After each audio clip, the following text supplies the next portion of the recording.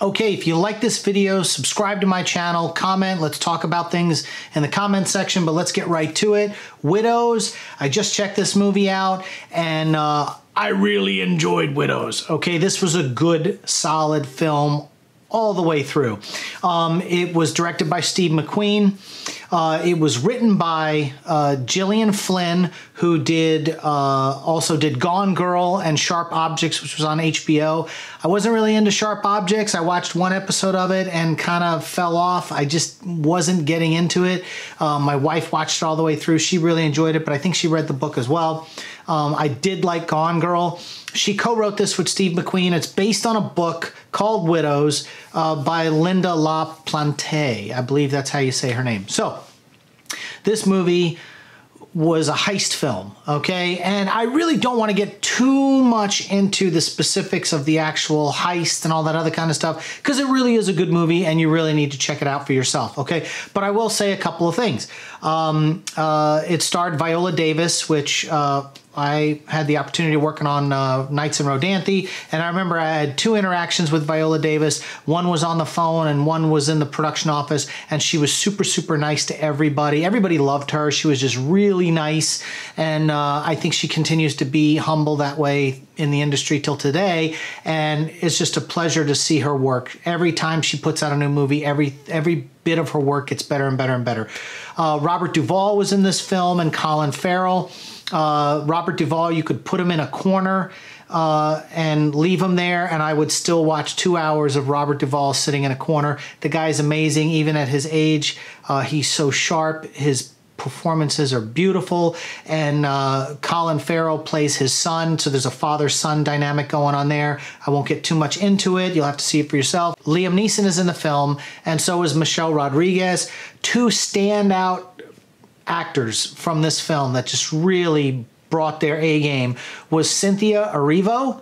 Oh my God. Like, when she was on screen, you just wanted to stare at her and watch her performance. She was just such an eye grabber, and everything she did. She was very physical in this film, a lot of running, you know, in the action sequences and everything, and you just couldn't take your eyes off of her. Elizabeth Debicki, one, she just stands out because she's 6'3", so in all the scenes, she towered over everyone. But what's funny is, like, her character was a weak character and transitioned throughout the film to become a strong character at the end of the film. I will say this movie's rated R. There is violence, nudity, which I'm going to get into in 2 seconds. You know, the subject matter, everything. Dude, this is an action film, but it's more like a suspense drama as well. There's some really cool twists and turns, and if you liked Gone Girl, you know the twists and turns, dude. It just goes from one thing to the next. Nudity. Okay, so Elizabeth Debicki had a sex scene with Lucas Haas. Lucas Haas is in the film, and I won't get into too much of their dynamic. You'll have to see the film. But I couldn't figure out why it was even in the movie. Like, none of the other characters went topless or, you know, did anything. And I think I could have done without seeing Lucas Haas's ass in the film. And Elizabeth Debicki is fantastic, but I just didn't understand the nudity in it, because it didn't do anything for the film. It was in one scene, and it was like, why?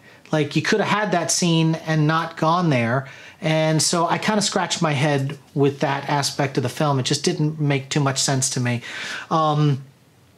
Okay, let me get into this. All right, so Daniel Kaluuya, who was in Get Out and Black Panther, oh my God.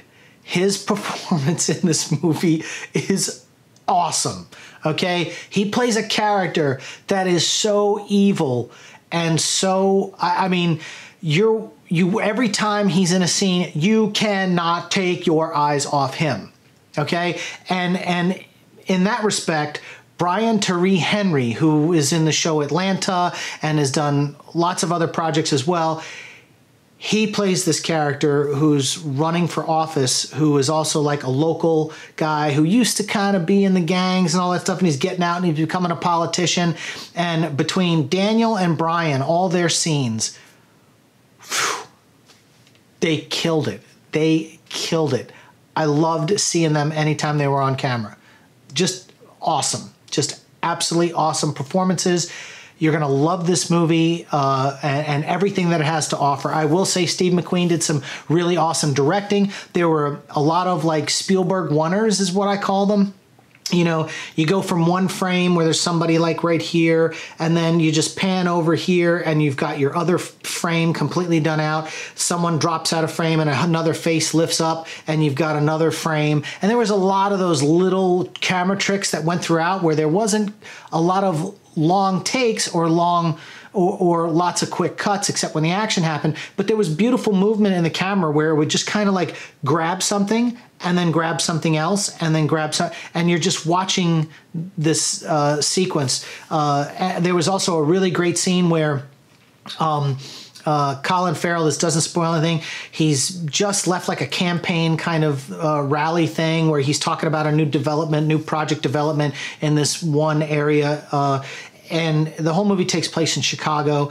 And so he walks off this political stage and says a couple of things to this reporter. Then he gets into the car, and it's a shot where it gets in. Obviously, the camera's mounted on the hood of the car. He gets into the car, and then the car takes off and goes all the way for blocks and blocks and blocks. And you can't see through really the windshield glare of the car. You just hear this dialogue between him and his wife, and they're talking, or she's like a campaign manager.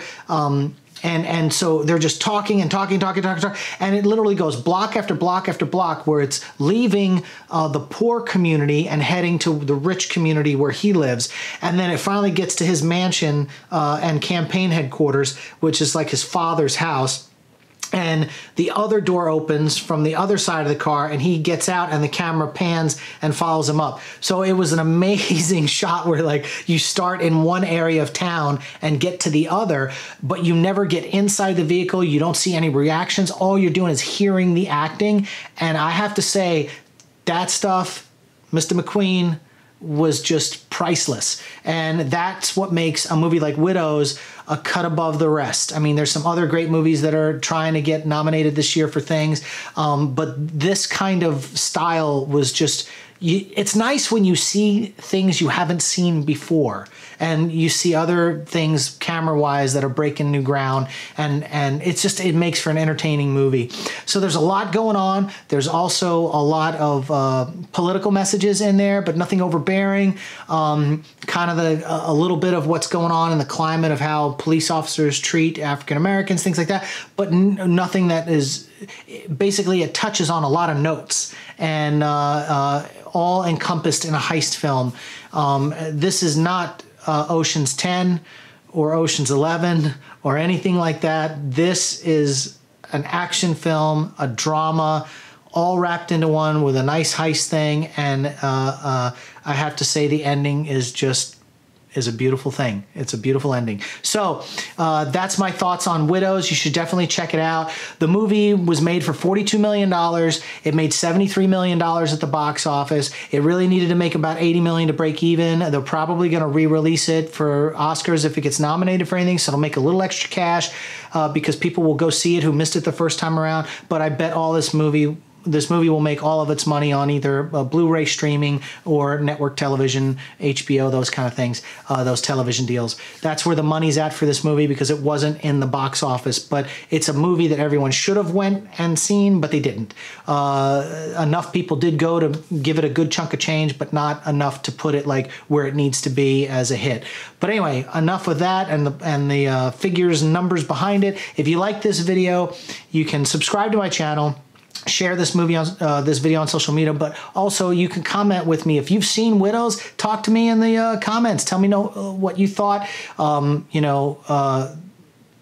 Did you like the dog? Anyway, that's it, and we'll see you on the next video.